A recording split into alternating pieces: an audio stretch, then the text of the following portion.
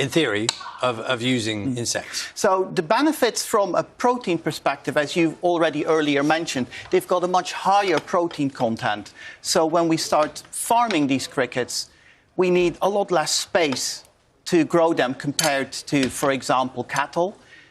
It uses a lot less water, less feed to create this amount of protein. Okay. So that's going to be the main advantage. But I think I can guess which one is the cricket flour. We'll see. But I'm going for number one right now, OK?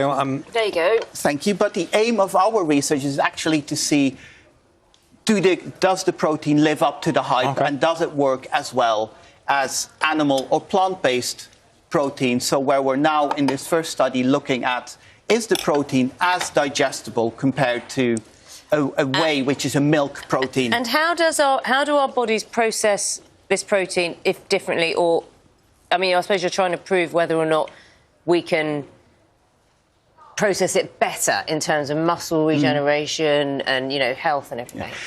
To be fair, it doesn't have to be better than milk-based proteins or plant-based proteins. It's more to see, is this a good alternative? Because if it works as efficiently as the plant-based proteins, then we can say you can actually start using this in your cooking. Yeah, so Ralph, I have tried first number one, which you can see here. In fact, you can see the innards of that now, and then number two. Now, I am assuming that number two is the one using the insects.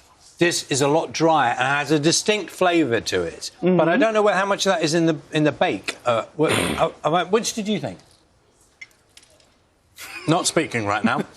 Am I right? So which one did you think was the insect one? I thought that one on the right here, the drier of the two, was the insect. Yeah? That one looked like it. They both taste bad, if I'm being honest. I don't think so. I quite like the first one.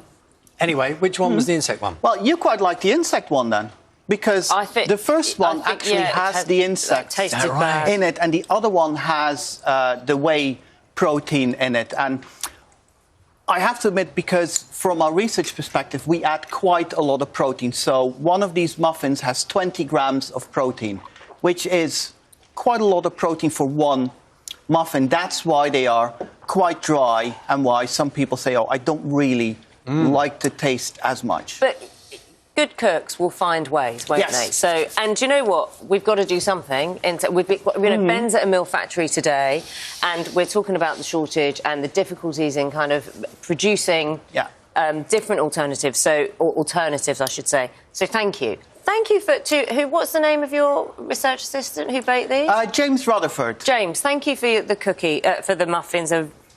They were interesting. Yeah. And thank you for joining us as well. Take care.